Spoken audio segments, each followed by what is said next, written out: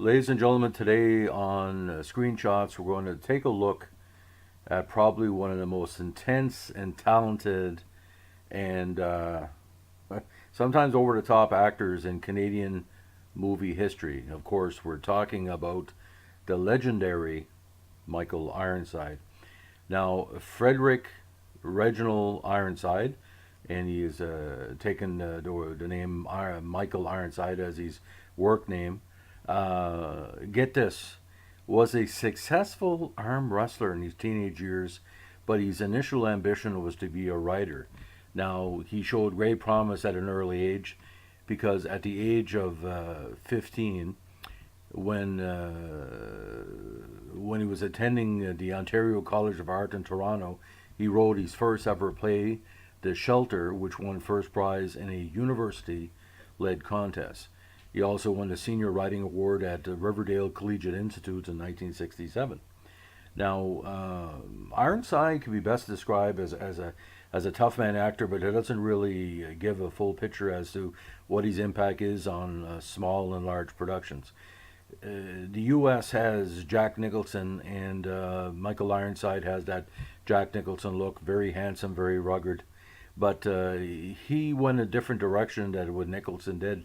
I don't remember Michael Ironside doing very many comedies. He's always been in intense science fiction movies, intense horror movies, intense dramatic plays.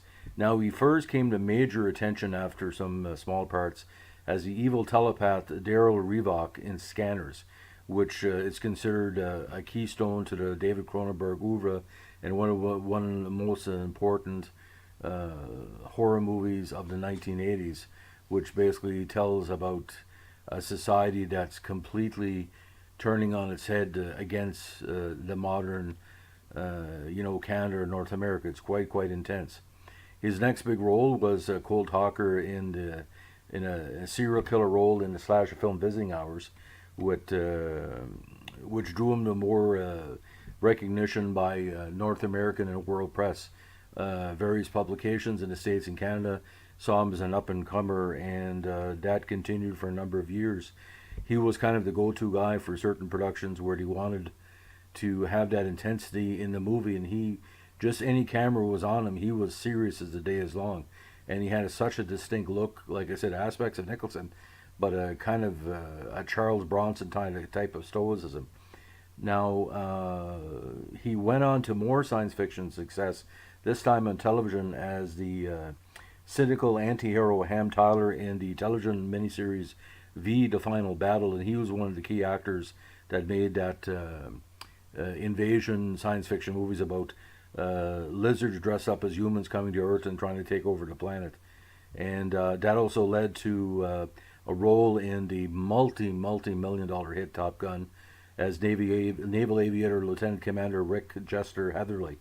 Now, Top Gun, for a very U.S. militaristic movie, or in this case, Air Force movie, or you know what I'm talking about, he played a type of American that only a Canadian could play. Only a Canadian could bring forth the jingoism of, an aircraft carrier leader, and it was extremely well received, which of course led to his connection with the great Paul Verhoeven. His first one, of course, was in Total Recall, playing the murderous henchman of Ronnie Cox's villain Cohagen. And in this movie, basically, he was the villain that drove the plot that was trying to bring Schwarzenegger's character down, or under control, because he knew about what was happening in the oxygen question on Mars. His performance there was so spot on. We're still wondering why it didn't lead to any major U.S. nominations, either Golden Globes or Academy Awards. Again, a very structured performance. Only Michael Ironside can play Michael Ironside, is what I'm saying.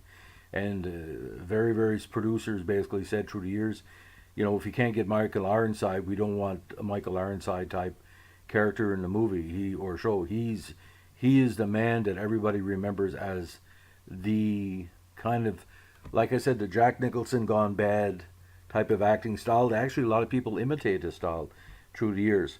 And his next bigger Verhoeven, of course, was in the classic Starship Troopers. Now, in Starship Troopers, he was a teacher that turned back into a military soldier that was trying to lead a troop of young patriots against a bug invasion from Clondathu. And his well, not giving away the movie too much. His death scene was one of the most interesting in science fiction history because, you know, most of the characters in the show are disposable military heroes, and a lot of them died. But his death stands out as probably one of the most over the top and most important for the plot in science fiction history. Because if you're going to go out, you want to go out like Michael Ironside did in Starship Troopers. Anyway, if you watch the movie, you'll see what I mean. Now, through the years, of course, he's also done voice work, which has drawn to massive recognition, especially playing Darkseid, the ultimate villain in Superman, the animated series, and of course its sequel, Justice League. He also has voiced Batman in cartoons, and he's also played live action in the DC Comics universe as Lois Lane's father, General Sam Lane, in 3 episodes of Smallville. Now, as the years have gone on, he's had a lot of guest appearances in the comic book and other series, including X-Men First Class.